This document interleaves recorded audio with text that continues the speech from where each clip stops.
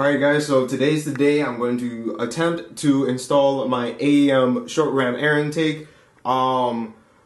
Because since I live in an apartment complex area without a garage or anything, I have to install this outside in the parking lot area. And to be honest, I don't want to like speak toward the camera and stuff because there might be a chance like people might be walking by and stuff, and I'm a bit too shy and I don't want to get judged like that. So I'm still going to record it, but what I might do is do like a little commentary over it explaining, you know, the steps that I'm doing, what needs to be done, because I feel like a lot of my videos is kind of just I'm about to install it now, and then the next clip is I'm either done or just letting you know, okay, this problem happened, and that's it. I'd never show you guys like the exact process that I go through. So I feel like this time I'm gonna try to at least show some of the process. Again, it should be a very simple install. Luckily, AEM does hook you up with step-by-step instruction guides.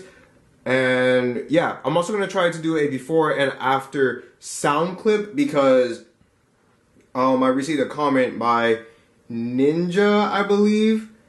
That's how you spell your name. If you're watching this, you know what I'm talking about.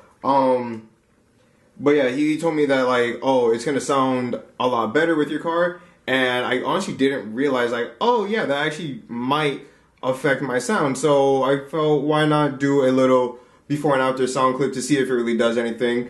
And I don't want to do a before and after drive or anything, because again, it is a intake and a short ram intake as well, so it's most likely not gonna feel all too different. If it does, I'll probably let you know. But before I actually do the install, I'm actually gonna go and get some zip ties because apparently it is needed, and even though it's supposed to be supplied within the box, I didn't get any. So unfortunately I don't have any zip ties on me. So I'm gonna just go real quick and get some zip ties and then start the install. So next clip. Alright, so the first step I did was remove the cover on here, which took 10mm bolts on 3, each located on here, and then I also disconnected that. Now my next step is going to be, I believe, just removing this entire airbox. Something I wanted to check though, because I realized the way how the intake is set up, where it's housed, it doesn't seem to be using where that bolt and this bolt is. I think it's set up somewhere there by the looks of things. I'll let you know, or I'll probably show you guys in a second, but right now this is just a step that I'm going at. Just going step by step by the instructions put by here. So I'm gonna put this on the tripod and let's get right to it.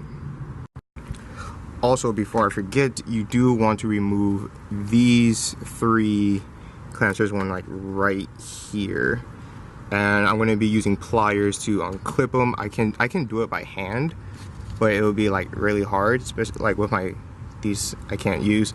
But just clip these together and then you just clip them out. You do also want to remove this as well, and also remove this. Again, I'll show you guys step by step, but you know, if you guys ever buy the AEM one, it does come with step-by-step instructions anyways. So now let's get into it. So just to speed things up, I pretty much unclipped all of the pieces that I just showed you. I did have a bit of a struggle because I did have fat pliers and they were also a little rusty, so it was a little hard to get to these things, but eventually I did succeed in it.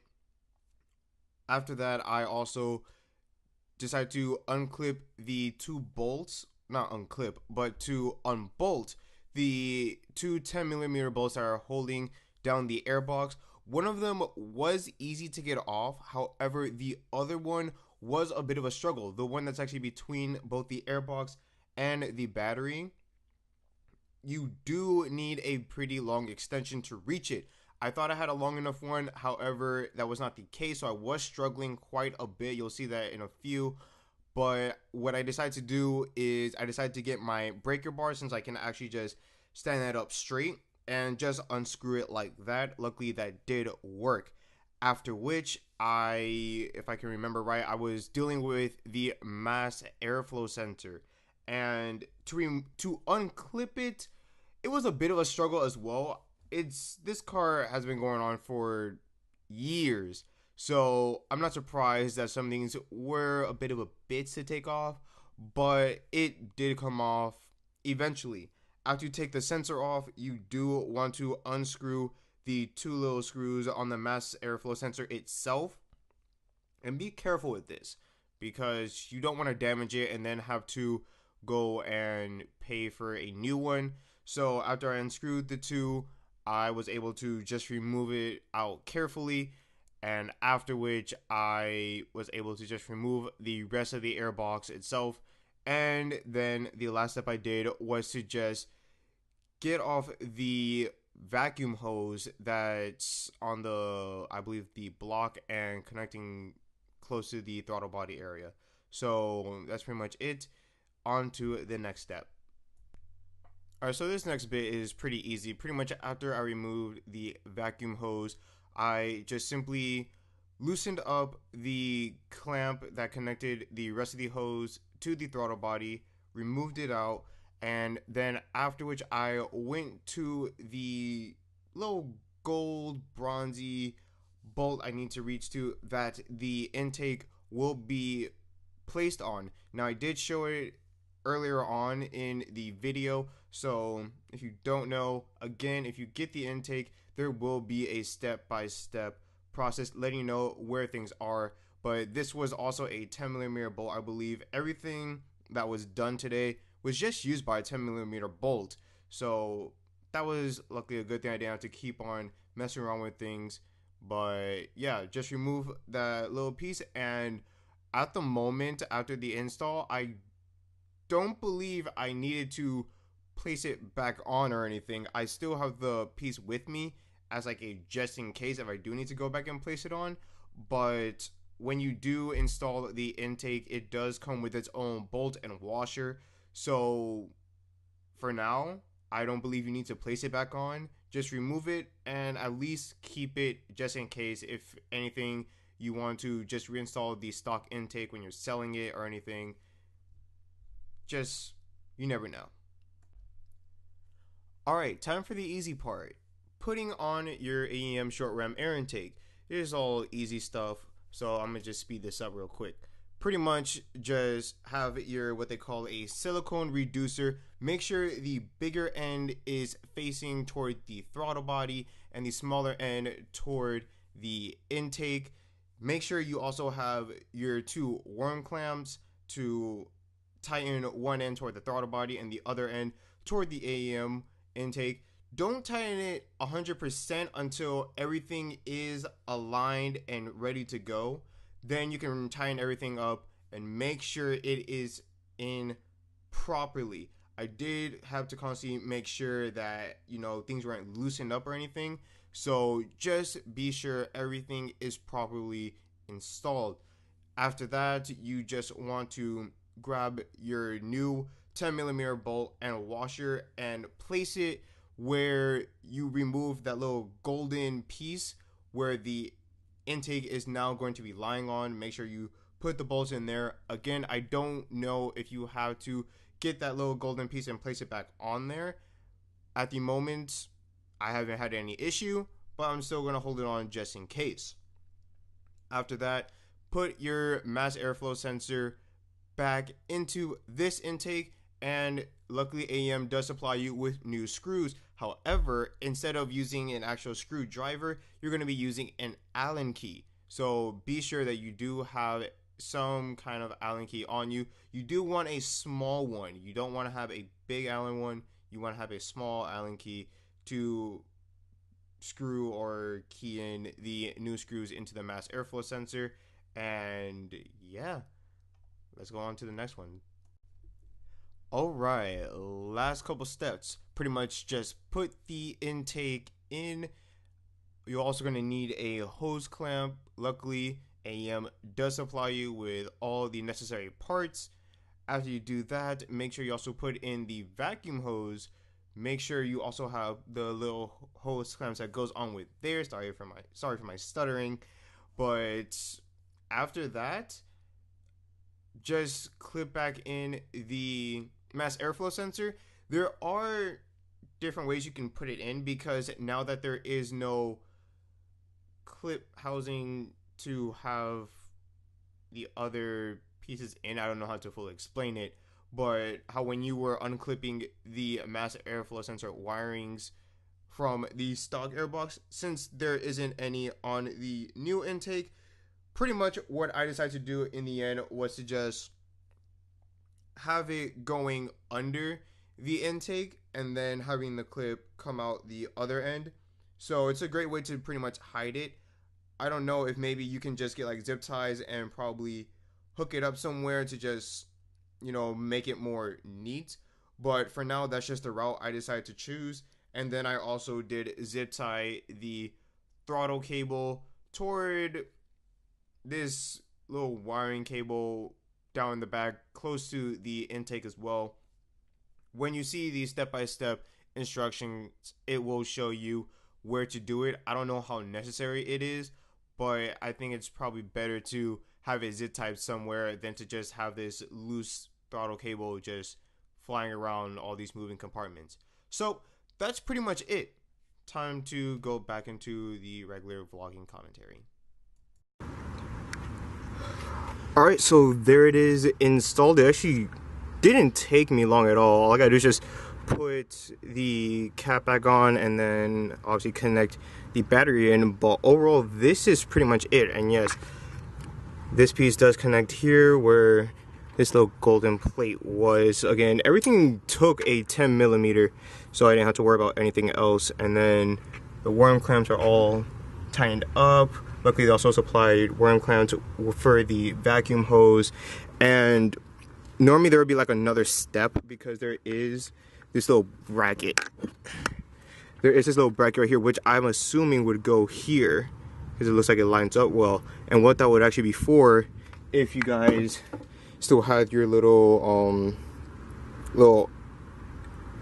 hole, I don't even know what the air duct. It would be an air duct that would go with the stock intake. You would actually keep that, have the bracket here, and have the vacuum or the whatever you want to call it, the duct, lay on it so it can still bring cold air, or at least what it can, to the intake. But since when I got the car, it never came with it, I can't do that, so I technically just skipped that step. Now there's also this little hose that came with AEM, but it never specified or said anything about where to even put this. And when I looked at things, I've done everything. They do want you to also zip tie the throttle cable to this as well, so I'll do that in a little, but they never specified on what to do with this, so I'm gonna still keep it on me. But that looks to be everything. All I gotta do is just, again, put the battery on, put the cover on, and start up and see how it goes.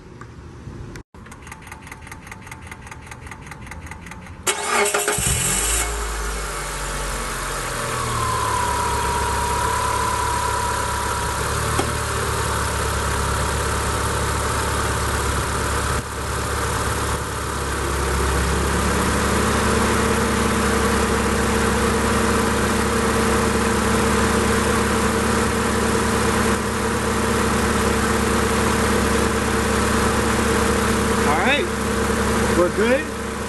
Next thing they say to do is just to let this thing idle for a while. So I'm gonna let it idle for probably about like 5 minutes, and then I'll give it a quick little rev test. But so far, we're good. I do have work to go to in an hour, so if all goes well at work, then that means this was a success. Because remember, as a delivery driver, I'm gonna be driving around quite a lot, so this thing's gonna go through quite a test. So far, so good. I like it. Looks pretty great. And yeah, we'll wait a couple minutes and then give it a rev test.